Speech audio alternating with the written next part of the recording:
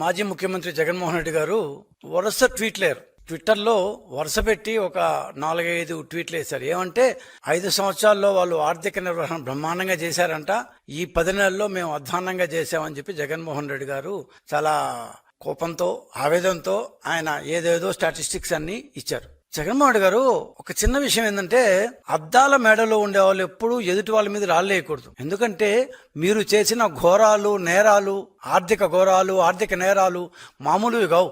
5 సంవత్సరాల్లో మీ పర్సనల్ నేరాలు పక్కన పెడితే ప్రభుత్వంలో మీరు చేసిన అస్తవ్యస్త ఆర్థిక పరిపాలన ప్రపంచంలో బహుశా ఏ రాష్ట్రం ఏ దేశం కూడా చేసి ఉండదు. అంత అస్తవ్యస్త పరిపాలన చేసిన తర్వాత మీరు 10 నెలల్లో మేము చేసిన దాని గురించి చాలాసార్లు మాట్లాడారు.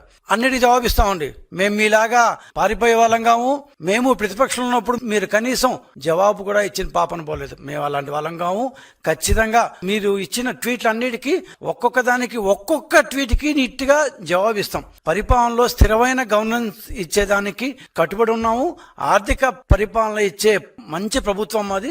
ఖచ్చితంగా తప్పులుంటే సరిదిద్దుకుంటాము, కరెక్ట్ ఉంటే ఇది కాదు మీరు చెప్పిన తప్పు అని ఖచ్చితంగా గర్వంగా మీకు చెప్తాం. నిన్న మీరు ఒక బేసిక్ గా 4 ట్వీట్లు వేశారు. చాలా ఉన్నాయి. దాంట్లో బేసిక్ గా ఉంటే గవర్నమెంట్ యొక్క అప్పులు జిఎస్డిపి కంటే ఎక్కువైపోయినాయి ఇన్ పర్సెంటేజ్ టర్మ్స్ అని.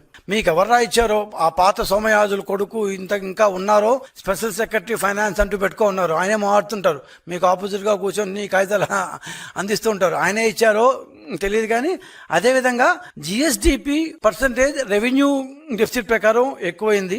సో తీసుకున్న అప్పులు క్యాపిటల్ ఎక్స్పెండిచర్కి వాడలేదు.